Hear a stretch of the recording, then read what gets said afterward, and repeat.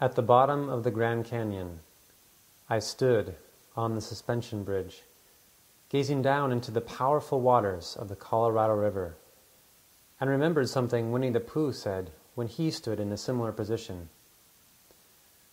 I have long thought that a flowing river speaks to us about the journey of life.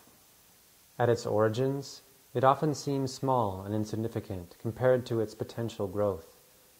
Who would believe, looking at the mouths of the Mississippi or the Rhine, that they began as a trickle tiny enough for a child to leap over?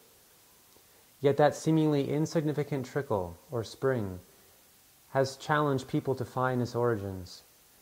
Explorers have gone in search of the source of many of the world's mighty rivers, the Nile, the Euphrates, and the Amazon, as though seeking the meaning of life itself. From its humble origins, the river begins a journey of challenge and excitement.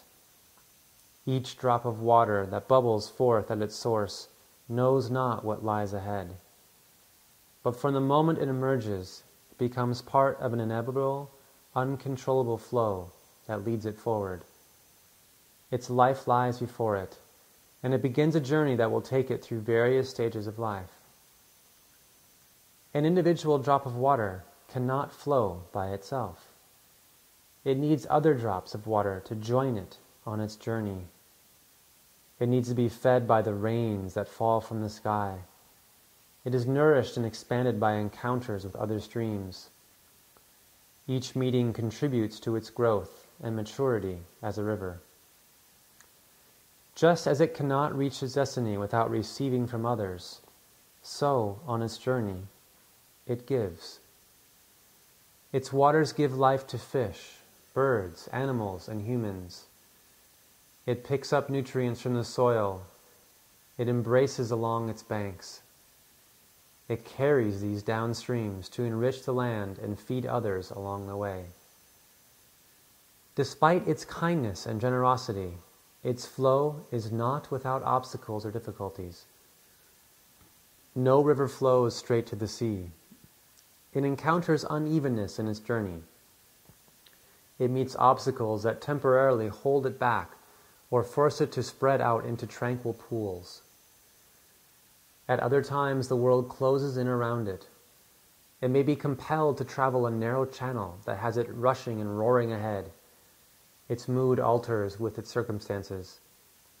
There are times for racing, times for dancing, times for bubbling happily, and times for sitting peacefully. With each obstacle, the river needs to find a new solution. If a tree falls across its path, does the river wash the trunk away? Does it seek to find an alternative course around the obstacle?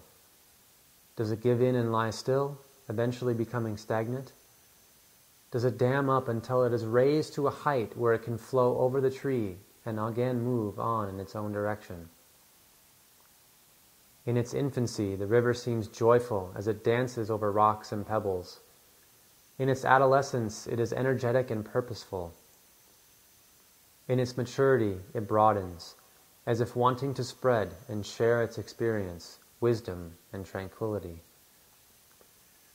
Its pace slows as it journeys quietly toward the sea. In meeting, the river and ocean become one, not just with each other, but with all the waters of the planet. The warmth of the sun evaporates the water. It gathers in the clouds, is deposited back in the hills, and the journey of another river begins. As I looked at the Colorado River from the suspension bridge, the waters twisted in green eddies, washing back on themselves in what canoeists call stopper waves. The river flowed with a rushing urgency, fighting with itself and against itself. When I gazed straight down and focused on the swirling, clashing energies of the immediate, I felt caught up in its destructive dash. As the water ripped through the canyon, its painful roar tore at my ears. I felt as if I were being drawn into the waters, about to be swept away to my death. I felt both respect and fear for its power. Yet it also lay peacefully in little riverbank bays.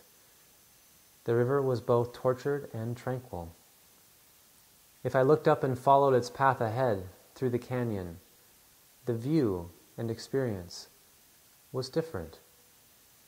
Beneath my feet it roared with energy. Ahead, it flowed smooth and steady. It was powerful, but it was also peaceful. The perception varied depending on which part I was focused. The river held more than one paradox. There was something about this mighty waterway that was and always would be. Long before it ever had a name, either from its original settlers or European explorers, the Colorado was the same river from source to sea. As I looked down on it, there was a sense of permanence, a feeling of eternity, an experience of something that had and would long outlive my own fleeting existence. But in its permanence was also something temporary. The river was constantly changing, forever adapting, always altering. Each molecule of water that washed under my feet was different from the one that had washed by a millisecond before and would wash by a millisecond later. Though the Colorado was one river, it was never the same. From the suspension bridge at the bottom of the Grand Canyon, the river looked huge. As I shifted my gaze up the mile of vertical ascent to the rim above, I realized how small the river was in comparison, a matter of yards across. Yet it was what had carved this great impression that brings people from around the world to stand in awe.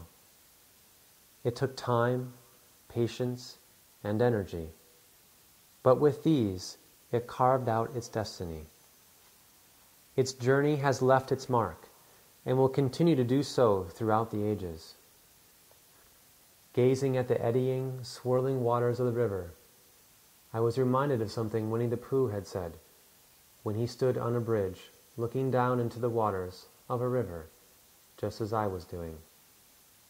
Pooh said, "If you stood on the bottom rail of a bridge and leaned over and watched the river slipping slowly away beneath you, you would suddenly know everything there is to be known."